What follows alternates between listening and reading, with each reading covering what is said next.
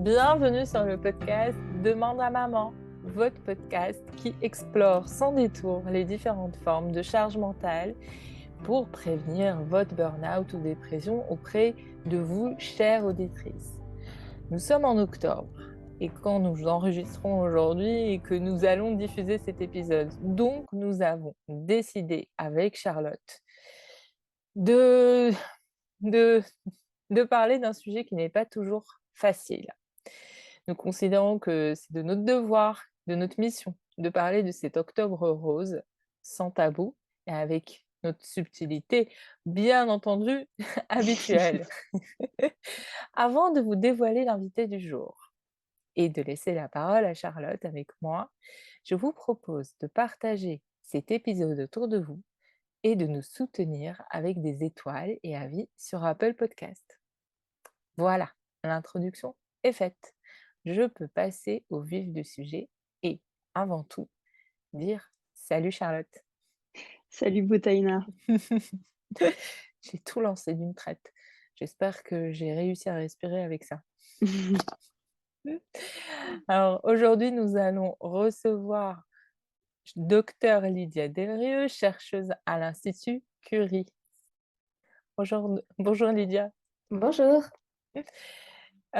Aujourd'hui, c'est un épisode qui nous lance avec toujours un peu d'inquiétude, avec un peu de trac, mais on va dire qu'un peu plus de trac que d'habitude. Et notre objectif n'est pas de plomber l'ambiance dès le démarrage, mais bien mieux, en fait. L'objectif, c'est de nous aider ensemble, grâce à Lydia et à son expérience, de mieux appréhender l'écosystème des patientes au-delà de la maladie même, au-delà du cancer du sein. Alors, bonjour Lydia. Moi, je vais commencer par cette, première question. Déjà, est-ce que, vous pouvez nous en dire un petit peu plus sur votre rôle, à vous en tant que chercheuse dans l'accompagnement des femmes atteintes du cancer du sein? Et à quel moment rencontrez-vous les patientes, si vous les rencontrez d'ailleurs? Oui, bonjour Charlotte. Donc moi je suis, chercheuse à l'Institut Curie sur des thématiques qui sont liées à l'activité physique, au Mmh. cancer du sein et au digital. Et donc l'idée c'est de pouvoir proposer des programmes d'activité physique aux patientes, idéalement dès le diagnostic, pour les accompagner à mieux vivre les traitements. D'accord. Et mieux vivre le traitement, ça a une amplitude, de quelle nature?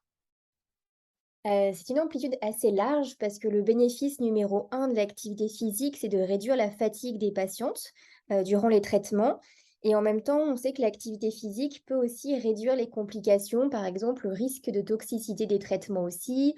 On a une diminution du taux de rechute, on a une amélioration de la qualité de vie. Donc l'activité physique va jouer sur plusieurs paramètres de l'individu et aussi bien sur son aspect psychologique, sur les relations sociales qu'il peut avoir avec d'autres patients lors des différents programmes.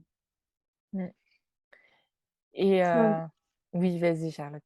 Non, non, mais c'est vrai que c'est toujours intéressant parce que ça paraît contre-intuitif de bouger quand on a un cancer, quel qu'il soit Mmh. d'ailleurs, mais c'est vrai un cancer du sein, on a tendance à inciter au repos, alors évidemment, mais on n'a pas forcément, l'idée ou l'intuition que bouger va, avoir autant de vertus. Donc ça, je trouve que Ah oui. c'est intéressant et primordial de le dire. C'est exact, enfin, c'est vrai et en plus, il y a quelques années, on disait plutôt aux patients quand vous avez un cancer: «Surtout ne bougez pas et Oui, reposez-vous». bien sûr. Alors que maintenant, le paradigme a complètement changé. On dit Mmh. aux patients dès le diagnostic, en fait, il faut bouger pour réduire votre fatigue et on sait qu'on a plus de 90 des patients qui déclarent être fatigués avec les traitements et grâce à l'activité physique, on pourrait réduire ce niveau de fatigue de l'ordre de 25. Donc c'est quand même non négligeable et Bien juste le sûr. fait de bouger régulièrement avec différents types d'activités physiques, on pourrait avoir ces bénéfices. Mmh. Mmh. Et je suppose que, l'activité physique, enfin, il y a un spectre entre les patients qui se portent plutôt bien et d'autres qui sont, dans un parcours depuis longtemps et très fatigués. Je suppose que l'activité physique est possible pour tous, mais peut-être à des degrés différents, c'est bien ça? Oui, c'est ça. Et souvent, on insiste aussi sur la différence parce qu'on a un amalgame pour les patients entre activité physique et sport. Et Et donc, sport, ouais. voilà. Et donc, on explique que l'activité physique, c'est la grande famille et qu'on peut être actif en marchant, en se déplaçant, en faisant nos tâches ménagères, et donc en faisant aussi des loisirs et qu'on n'est pas obligé d'être inscrit dans un club sportif et rentrer Oui. dans une démarche de compétition pour être actif. Mmh. On Mmh. insiste beaucoup là-dessus et aussi en expliquant aux patients que tout peut être adapté en fonction de ses capacités. Et d'ailleurs, ça me fait penser à un terme d'une patiente qui me disait: «Vous utilisez beaucoup le mot adapté, alors qu'adapté, c'est plus pour être comme tout le monde et le terme personnalisé conviendrait beaucoup mieux parce que ce Oui. serait quelque chose qui serait fait juste pour les patients». Mmh. Et c'est vrai que c'est quelque chose qui me tient à cœur, peut-être aussi, de parler plus d'activités, physiques personnalisées, pour, vraiment accompagner le patient, faire quelque chose qui lui soit complètement dédié. Mmh. Mmh. Mmh. C'est vrai que ça, ça contribue, c'est le vocabulaire, hein, qui change, qui est plus adapté, ça contribue à humaniser aussi toute cette prise en charge. Mmh. Heu, Moi j'ai une autre question, c'est finalement comment humaniser cette prise en charge pendant tout le parcours de soins chez les malades, du cancer du sein? Ça, c'est une vraie question. Après, je suis plus experte de l'activité Mmh. physique et nous, c'est vrai que c'est un D'accord. temps durant les programmes d'activité physique où on échange beaucoup avec les patients, pas uniquement de la maladie, c'est souvent la crainte des patients: «Ah, quand on va faire de l'activité physique, je vais me retrouver qu'avec des patients qui ont aussi des cancers. On va parler uniquement de la maladie», alors qu'en fait, pas du tout. On parle la plupart du temps de cuisine, de voyage, d'autres éléments qui sont un peu, juxtaposés au traitement, mais qui font aussi partie de la vie du patient. Et je pense que ce schéma et cette discussion est importante pour faire un climat de confiance avec le patient, sans être dans l'injonction de lui dire: «Il faut faire ça». Et Mmh. malheureusement, je pense que l'hôpital est aussi, en difficulté pour trouver du personnel et du temps, pour justement mieux écouter les patients. Et même si on a des infirmières, de coordination, même si des parcours spécifiques sont aussi dédiés pour essayer d'accompagner au mieux les patients, je pense que c'est vraiment primordial d'avoir, ce temps d'échange. Mmh. D'accord. Ce qui est Mmh. intéressant, Lydia, c'est une question qu'on n'avait pas écrite, mais hem, c'est que dans l'humanisation qu'on était en train d'évoquer avec Charlotte, ta réponse, on revient sur, le côté, de ne pas parler que de la maladie Mmh. et ça, c'est quelque chose de comment on peut arriver à l'incarner ou à le réaliser? Comment tu arrives à trouver des clés pour le faire, dans ta pratique?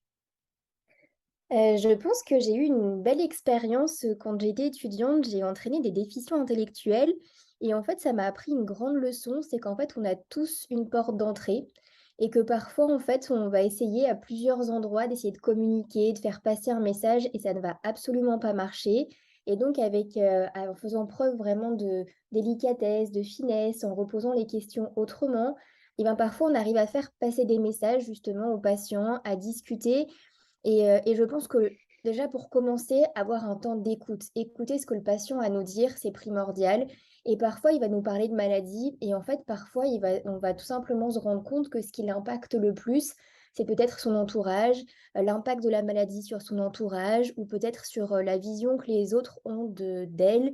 Et donc c'est vraiment important, je pense, d'avoir ce temps vraiment d'écoute au début et puis ensuite de tester, plusieurs, façons d'aborder des points, qui vont être encore une fois personnalisés en fonction, bah, du jour, de la susceptibilité de chacun et du caractère aussi.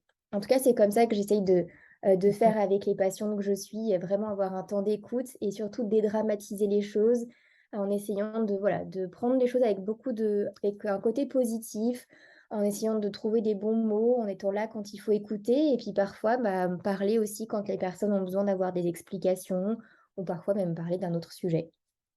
Mmh.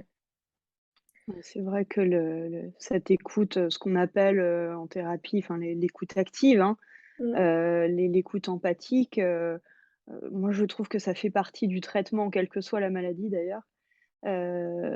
Tu nous avais parlé, d'une étude, Lydia, quand on préparait, l'émission, sur l'influence justement du dialogue sur le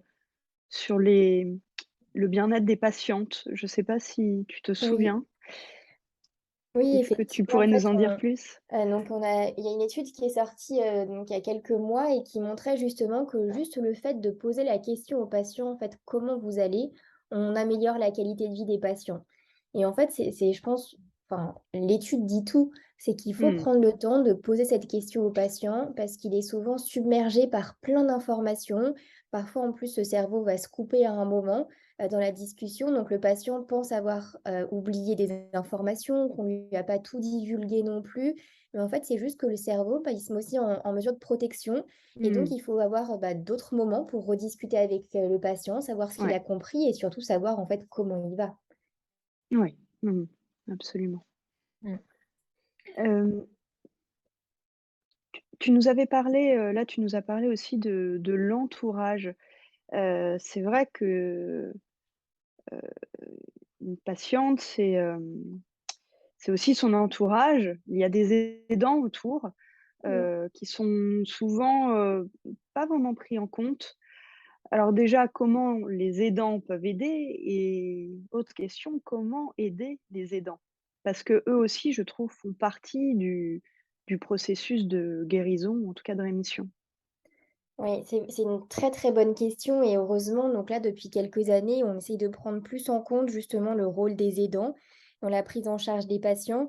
Et quand on a préparé l'émission, on avait évoqué par exemple des programmes d'éducation thérapeutique du patient sur des recettes de cuisine. Mais en fait, quand c'est pas le patient qui cuisine, mais le conjoint ou la conjointe, bah finalement, est-ce qu'il vaudrait pas mieux aussi impliquer l'aidant dans cette démarche-là? Mmh. Et je pense que c'est et on le voit encore plus en pédiatrie où parfois, en fait, les aidants, notamment les parents, vont avoir finalement se substituer au rôle d'un médecin ou aide-soignant aussi, parce qu'il va savoir analyser toutes les résultats de prise de sang et il faut Mmh. toujours essayer de recentrer, en fait, l'aidant aussi dans son rôle. C'est-à-dire que aussi c'est un mari, c'est une femme, c'est un enfant, un parent et qu'en fait, il faut toujours garder ce lien-là et il nous faut plus d'études de recherche ou peut-être plus impliquer l'aidant dans la prise en charge des patients quand le patient est aussi là. Mais ensuite, quand le patient part, et en fait, souvent, on oublie ces aidants qui sont encore là avec plein d'interrogations, qui sont aussi là avec leur douleur et qui du jour Mmh. au lendemain se retrouvent sans rien à côté parce qu'ils ont été rythmés aussi par le parcours de soins de la Ouais, personne qu'ils ont aidée. Mmh. bien sûr, complètement. Il y a une histoire d'identité. Je crois que Mm. Boutaïna avait une question par rapport à ça. Oui, oui, effectivement, je vais revenir sur la question de l'aidant par ailleurs, mais effectivement, est-ce que, ce qui soulevait mon oreille, au-delà de la question qui était très importante que je devais poser juste après, c'était sur ce que tu disais Lydia, c'est dans quelle mesure, dans un monde, dans la maladie où on a beaucoup d'informations à traiter, on peut arriver à rester dans un équilibre, heu, quand on est patient ou quand on est aidant, à ne pas se surcharger mentalement et à ne pas se substituer en tant que, heu, expert, par peur, par angoisse. Est-ce que vous avez des pratiques, j'imagine, que le sport, peut aider, mais effectivement, il y a i de ce que je vois, de ce que j'écoute, des conversations qu'on a, c'est que la maladie bouffe tellement de choses, dans la vie à raison et que finalement, c'est très difficile d'arriver à rester centré sur son identité autre que de malade ou d'aidant. Mm.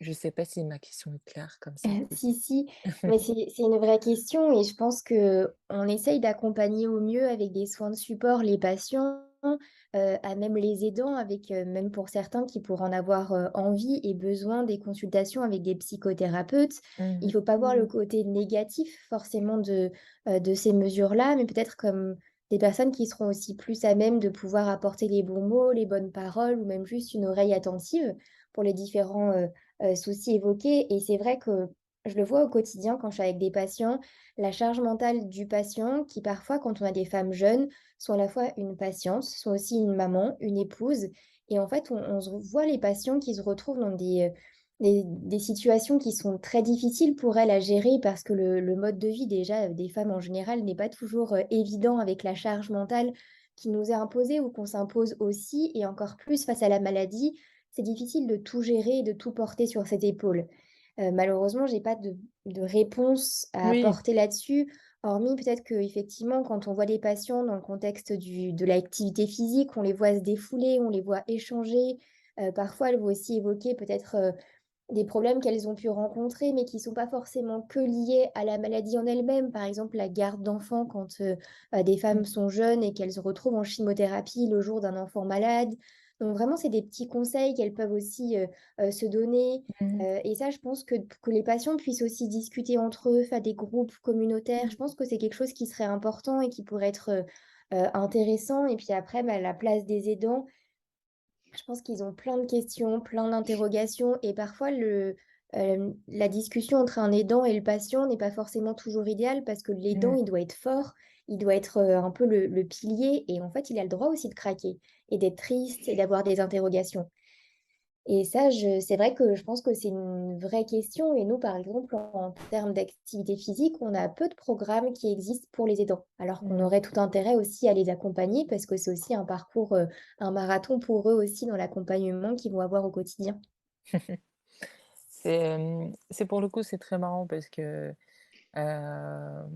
pour être, entre guillemets «aidante», aujourd'hui, il se trouve que toutes les personnes que j'ai rencontrées, à qui j'avais partagé, mon histoire, en fait, ce bout d'histoire, m'avaient toutes dit, «Il faut que tu fasses du sport, que tu ailles te défouler». Moi, j'étais là, «J'ai d'autres priorités, mais après j'ai compris pourquoi». Et justement, je me permets de parler de cette métaphore du masque à oxygène, concernant les aidants ou d'ailleurs, à partir du moment où on doit s'occuper des autres. Hein, on dit souvent en cas de dépressurisation dans un avion, quand, heu, le masque tombe, mettez-le d'abord sur votre nez, ensuite vous le mettez sur Mmh. celui de vos enfants. Et ça peut paraître choquant, mais c'est vrai que ça soulève la question. Si moi-même je suis complètement asphyxiée, comment je peux aider mes enfants? C'est exactement pareil, pour les aidants, surtout qu'on est sur des maladies qui sont souvent longues. C'est un vrai Mmh. marathon comme tu disais Lydia. Mmh. Donc et l'activité sportive, fait partie de cette, de ces moyens de tenir dans la durée, hein. Donc c'est vrai que, s'il y a des aidantes, qui nous écoutent et on est nous-mêmes des aidantes, c'est vrai qu'il faut jamais perdre de vue, de mettre d'abord son masque à oxygène, d'une façon symbolique, pour mieux s'occuper des autres aussi. Je trouve, vraiment la métaphore, géniale et très juste. Et c'est vrai qu'en plus, on se rend peut-être pas forcément compte que la charge est très importante pour les dents, mais aussi en termes de durée. C'est qu'il y a toute la partie des traitements, mais il y a le éventuellement après aussi qu'il faut prendre en compte. Et pour être, bien, bah, on a aussi besoin d'être bien physiquement, mentalement, d'arriver à trouver peut-être d'autres stratégies pour se sentir mieux et d'être vraiment en mesure d'accompagner le mieux possible, le patient ou le proche avec qui on est. Et je trouve la métaphore vraiment du masque à oxygène, géniale. La dernière fois, en préparant l'épisode, il a été question, de, du moment eureka un peu, limite choquant que tu as eu l'occasion d'observer. C'est la question du stress et du changement de vie de l'avant et de l'après. Mmh. Oui, c'est vrai qu'on avait évoqué, je me souviens d'une patiente qui avait un rythme effréné, qui était, directrice d'une entreprise, qui avait 3 garçons aussi à la maison dont il fallait qu'elle s'occupe. Elle était vraiment sur tous les fronts et quand on a parlé, parce qu'on discutait aussi, de sa maladie et du diagnostic et elle m'a dit: «Merci au cancer». Et c'est vrai que pour moi qui étais de l'extérieur, j'avais du mal à comprendre et elle me disait: «Mais moi j'ai eu des tonnes de signaux d'alerte, des grippes, des rhumes, des maux de tête, des pertes de poids ou prises de poids» et qu'en fait elle a pas réussi à entendre ces signaux-là et elle disait: «Mais maintenant, que j'ai une maladie, ça m'a mis un gros stop et ça m'a permis aussi de réfléchir à qu'est-ce que je voulais dans la vie, quels étaient mes objectifs, est-ce que j'avais besoin d'être la première dans tous les domaines Ou finalement, est-ce que j'avais peut-être plus intérêt aussi à prendre soin de moi, à passer de vrais moments en famille, en étant pleinement là, en étant, moins fatiguée, en étant aussi épanouie? Et c'est vrai que ça a été, un peu difficile aussi à entendre et c'est beaucoup de patientes qui m'ont reporté la même chose, où il y a la vie d'avant et la vie d'après. Et en termes de pratique, par exemple, sportive ou d'activité physique, on voit aussi un changement du avant la maladie et du après, où souvent les patientes, voilà, nous expliquent qu'elles aimeraient bien pratiquer des activités comme du yoga, du pilates et d'avoir des moments de méditation, de calme, en plus d'avoir vraiment ce côté où elles vont se recentrer sur elles-mêmes et prendre soin d'elles. Et c'est vrai que c'est un point qui est majeur pour moi aussi et de se dire que, bah, même en termes de prévention, est-ce qu'on prend suffisamment le temps de prendre soin de soi? Et là, c'est une vraie question. Oui, ça c'est vrai que ça soulève une vraie question et d'autant plus, chez les femmes, je trouve, parce que c'est vrai qu'il y a encore, enfin de moins en moins, mais quand même énormément ce côté sacrificiel chez la femme, encore plus quand on est maman, ce qui fait que souvent on oublie de prendre soin de soi. D'ailleurs, ça me fait penser aussi au dépistage. Mmh. Il y a Je que pense, 50 des femmes qui sont obligées de faire, les mammos de prévention, oui, qui ne le font. Il y a que 50 quand même à partir de exactement. 50 ans, c'est trop peu, c'est trop Mmh. peu. Bien sûr, c'est trop peu et c'est pour ça enfin, j'en profite pour parler de l'importance du dépistage. Alors du cancer du sein, du cancer du col de l'utérus, du cancer, colorectal également. Il y a quand même des moyens de se faire dépister à un stade quand même précoce. Hem Et c'est vrai que les femmes doivent être particulièrement attentives à ça parce que, s'il faut choisir entre un rendez-vous chez le pédiatre pour un vaccin et un rendez-vous, pour une mammo, la femme ira toujours du côté, de l'enfant. Alors c'est bien, parce qu'on néglige pas l'enfant, mais il faut pas faire, il faut faire attention à pas se négliger soi et à prendre les 2 rendez-vous. Mmh. Hein, donc il y a pas à choisir entre les 2. Il n'y a rien d'égoïste à prendre soin de soi, alors que ce soit un rendez-vous chez le médecin, mais aussi de l'activité sportive, des moments pour soi et rien que pour soi. Hein, ça vraiment c'est je le répète, c'est un combat, certes anti-charge mentale, mais surtout, un combat contre ces fichues maladies, qui peuvent être, la plupart du temps, dépistées à un stade précoce. Mais c'est incroyable qu'on ait autant intériorisé la conséquence du stress, Ouais. hem, sur, je sais pas si c'est un mythe ou pas, ou dans quelle mesure, c'est un mythe, de dire que le stress déclenche, les cancers, mais on a entendu quand même pas mal de personnalités importantes dans le monde du cancer, pointer du doigt le rôle, néfaste, du stress sur le sujet. Mais c'est une question qui est encore en suspens parce que la Mmh. notion du stress est difficile à Oui. évaluer.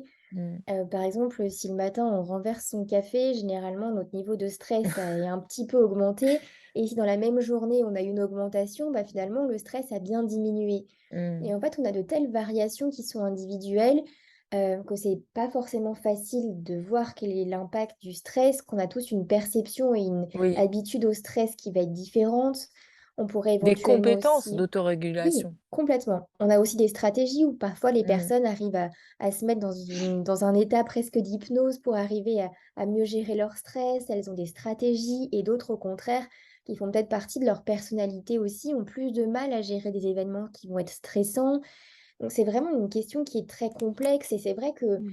quand on discute avec les patients, je dirais presque à 80 ou 90 donc 90 des cas, les patients vont nous dire: «Ah mais moi je suis stressé, c'est à cause du stress que j'ai déclenché un cancer». En fait, c'est facile aussi a posteriori Mmh. de trouver entre guillemets «une excuse», Mmh mh. mais heureusement que toutes les personnes stressées ne font pas déclencher un cancer. Mmh. Oui. Mais on s voilà, on Et sent d'ailleurs, qu'il y a ça peut-être peut être quelque un peu, chose. culpabilisant, hein, parfois. Oui, On a souvent, tendance à dire, c'est de «Oui, ma faute. elle a eu un cancer, bah oui, elle est tellement stressée, elle est tellement Mmh. anxieuse». C'est quand même, enfin, je déjà, je pense qu'on peut parler de stress chronique et pas de stress tout court, hein. Et surtout, Je enfin, je suis pas du tout chercheuse ni médecin, mais je pense que c'est peut-être plus compliqué que ça. Enfin, c'est Oui, multifactoriel, je suppose, un cancer. Il y a de l'environnemental, il y a du stress, de l'émotionnel, de la génétique. Enfin, c'est un petit peu plus que, juste du stress, quoi, hein. Parce que parfois oui. ça culpabilise beaucoup, en tout cas je sais les femmes concernant le cancer du sein, en tout cas. Oui, c'est ça, c'est que le cancer, il faut pas l'oublier, c'est plurifactoriel. On a des Mmh. facteurs de risque. Mmh. On avait un rapport du Centre international de recherche sur le cancer qui a publié que 40 des cancers pourraient être évitables, grâce à la prévention. Donc on a des moyens d'action pour lutter contre, les cancers, mais on a aussi des patientes qui ont en fait, fait de l'activité physique, qui ont très bien mangé et qui vont aussi déclencher des cancers. Donc Oui. voilà, on essaye d'avoir un mode de vie le plus sain possible, mais Mmh. ça n'empêche Mmh. pas non plus l'apparition de certaines pathologies. Eh oui. Oui, oui. Mmh. Et pour le cancer du sein en particulier parce qu'il y a souvent la question de la reconstruction physique, mammaire, et donc il y a un traumatisme identitaire encore plus frappant. Hem, Est-ce que le sport peut jouer sur cet après? Mmh. Oui, vraiment l'activité physique va jouer donc dès le diagnostic, enfin même avant en fait, on arrive à réduire, le taux d'apparition du cancer. On dit même que en fait les femmes les plus actives vont avoir une diminution du risque de cancer du sein de l'ordre de 20 si elles ont pratiqué donc avant, l'apparition du cancer. Donc c'est vraiment déjà un bénéfice avant la maladie, également pendant les traitements et le après. On va limiter le taux de rechute des patients et ça va avoir vraiment un impact qui va être multiple sur les Mmh. conséquences, des traitements et de la maladie. Et il y a une enquête qui s'appelle l'enquête Vican qui a été, faite sur plusieurs pathologies de patients atteints de cancer. Donc c'est une enquête nationale, 2 ans et 5 ans post-diagnostic de cancer et ils ont évalué plusieurs paramètres et on a regardé aussi les séquelles spécifiques, au cancer du sein et en fait, on se rend compte que 5 ans après, le diagnostic de cancer, on a encore des séquelles qui perdurent. On a des séquelles qui sont, liées donc, à tout ce qui va être, psychologique de l'ordre de 11. On va avoir des séquelles fonctionnelles de plus de 30. Donc tout ce qui est fonctionnel, c'est lié au mouvement et donc on se dit quand même que 5 ans après un diagnostic de cancer, on a encore des séquelles chez des femmes qui souvent ont des séquelles qui sont multiples, les séquelles fonctionnelles liées à des douleurs, Mmh. les séquelles esthétiques Mmh. à psychologiques et qu'est-ce qu'on fait pour ces femmes-là? Sachant que les traitements, la plupart du temps, sont finis et souvent les Mmh. femmes sont finalement, Seule? remises dans la vie elles sont seules, elles sont, voilà, du jour au lendemain, vous avez terminé vos traitements, vous allez reprendre votre travail alors Ouais, qu'elles ont ouais. été, mutilées aussi physiquement, elles ont eu des séquelles psychologiques et en fait, les femmes ne sont plus les mêmes et il y a plein de choses à prendre en compte et le après cancer est encore, trop peu étudié. On a encore un peu du mal à accompagner ces femmes dans le après. Mmh. Ouais, ça me fait un peu penser aux aux femmes enceintes qui sont, Mmh. super surveillées pendant la grossesse et puis, elles accouchent et ensuite, bah, plus rien ou plus grand chose et c'est vrai que l'après-cancer, parfois, ça peut être abyssal, hein.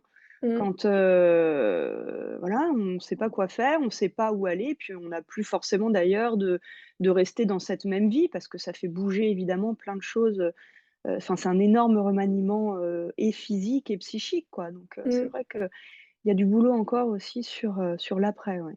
Mmh. Oui, parce que les femmes, quand on en discute un petit peu aussi avec des patients, elles vont nous dire qu'en fait, dès le diagnostic, elles passent un petit peu en mode robot, où elles ont comme Mmh. une dissociation entre leur Oui. corps et l'esprit.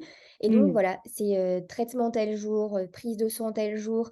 Et donc ça, durant tous les traitements actifs. Et quand les traitements actifs se terminent, et ben, du jour au lendemain, elles ont un emploi du temps qui est vide. Et il faut Ouais. qu'elles arrivent finalement à se dire, ah oui, donc j'ai eu un sang en moins, j'ai eu de la chimiothérapie, j'ai pas encore eu les cheveux qui ont repoussé et comment est-ce que je me reconstruis derrière? Qui Mmh. suis-je? Et c'est beaucoup de Mmh. questions aussi que les femmes se posent et quels sont aussi leurs objectifs de vie après? Est-ce qu'il y a des choses qui sont peut-être à modifier dans leur rythme de vie, dans leurs, aspirations? Et donc c'est ce moment-là aussi où heureusement il existe des cures par exemple Oui. pour des femmes. Mmh. C'est encore un petit peu, au stade du balbutiement où il nous faudrait plus de choses pour à mieux accompagner ces femmes-là. C'est et bien sûr, on va dire, on passe du mode survie qui est Mmh. un peu un pilote automatique où l'instinct de survie, est là et avec Mmh. l'adrénaline et plein d'autres, mécanismes, ils tiennent à flot et puis tout d'un coup après, ben, c'est la vie. Retrouver un après qui est différent et ce matin, il y avait, une interview pour un téléfilm sur les dragons, mais surtout qui va passer sur cette question-là, sur un groupe, qui s'entraide pendant le traitement et il y avait le témoignage forcément d'une jeune femme et qui disait, forcément l'après est différent et en fait, parfois même l'environnement ne comprend pas, cet après parce Mmh. qu'il y a une autre personne et la personne en question qui témoignait, enfin, dans le film, elle disait: «Mais cette personne qui se laissait passer, qui ne disait rien, qui ne disait jamais non, qui se laissait passer en dernier, bah, en fait, cette personne-là n'existe plus et maintenant je suis une autre personne» et je trouvais qu'effectivement ce témoignage pouvait en dire long et expliquer quelques changements d'identité qui pouvaient s'opérer après. Mmh. Oui, je Ouais, pense c'est que c'est vrai. Il y a le avant et le après, mais qu'il faut pas, voilà, il faut pas juger, négativement. Ça fait partie aussi, de la phase peut-être, post-traitement et ça Mmh. fait partie du cheminement normal. Mmh. De guérison, Mmh. d'un suivi différent.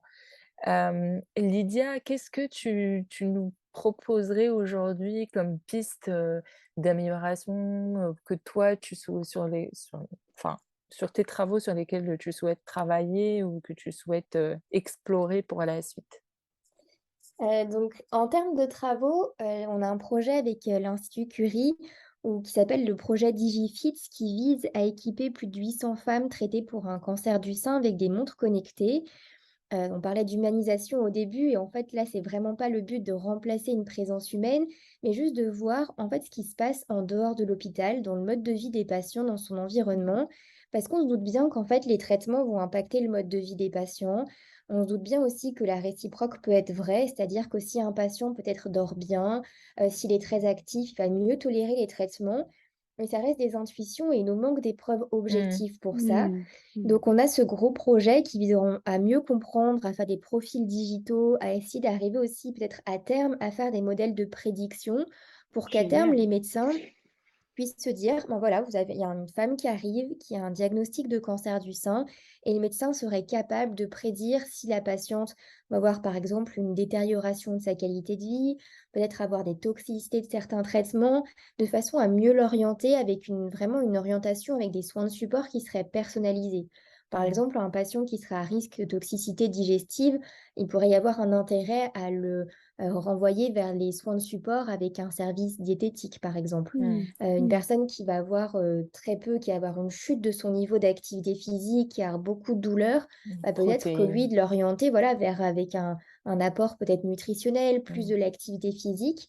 Donc voilà, on a ces projets-là. Encore une fois, c'est absolument pas pour remplacer une présence humaine, mais peut-être pour l'utiliser avec un meilleur impact, Oui, cette oui présence humaine. et puis le traitement aujourd'hui encore, malgré tout, même si ça a beaucoup évolué, il reste standard, sauf que chaque corps réagit différemment, Exactement. au traitement et malheureusement, on ne sait pas comment les corps vont réagir avant de l'avoir, soumis au traitement et effectivement, il y a beaucoup de séquelles encore, qui sont un peu surprenants.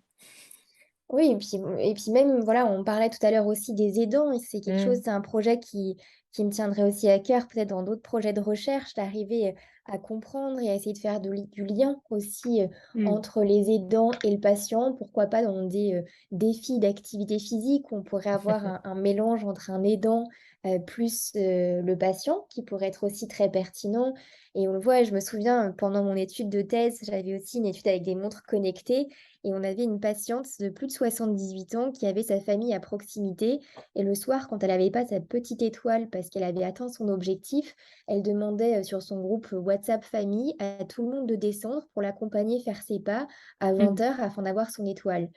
Et en Mmh. fait, ça montre encore une fois l'impact aussi des aidants, des accompagnants pour Mmh. aider les patients. Et je pense que seul, on n'est pas grand-chose. Et parfois, c'est difficile quand on voit des patients qui parfois ne veulent pas le dire à leurs proches, qui sont Mmh. vraiment seuls, on le voit, hein. On voit vraiment l'état d'esprit qui est très différent quand il y a des aidants, quand il y en a pas. Mmh.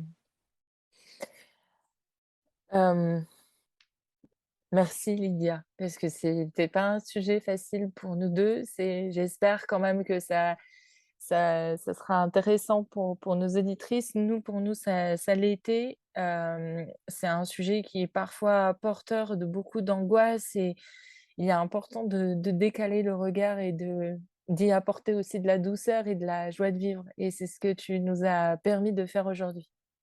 Bah, merci beaucoup et peut-être un dernier mot, Oui. pour, la fin de ce podcast. En fait, en tant que chercheur, si on ne discute pas avec des patients, je m'estime pas être très performante et en fait, toutes les idées qui émergent sur mes projets de recherche viennent aussi de la parole de patients, de Mmh. proches et je pense que c'est primordial de discuter et même si vous êtes patient, si vous êtes aidant, proche, de pas hésiter à en parler aussi, avec des chercheurs, en parler avec des médecins. C'est comme ça que les choses vont pouvoir bouger.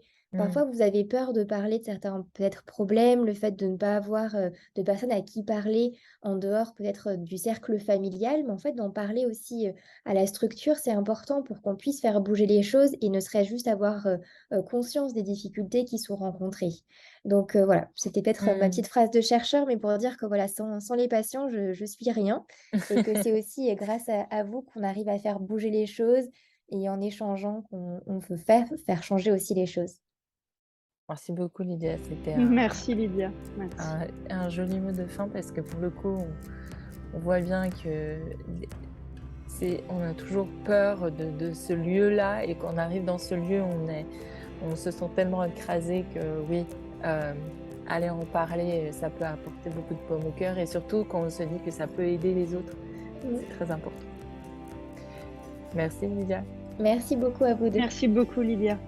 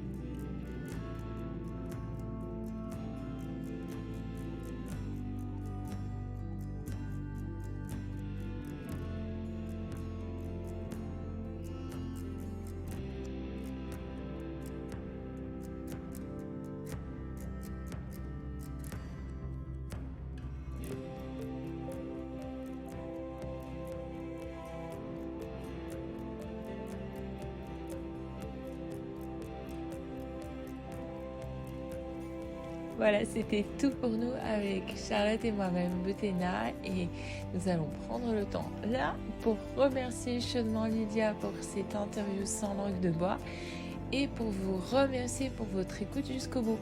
N'oubliez pas de nous laisser des étoiles, des avis, de partager cet épisode autour de vous. Nous sommes convaincus que cet épisode riche pourrait changer la vie de beaucoup de femmes. Alors, n'hésitez pas, que ce soit des malades, des soignants, des aidants, on a besoin d'entendre Lydia et son expérience. Merci à elle et merci à vous pour votre écoute et pour votre soutien sur les réseaux sociaux. À très bientôt.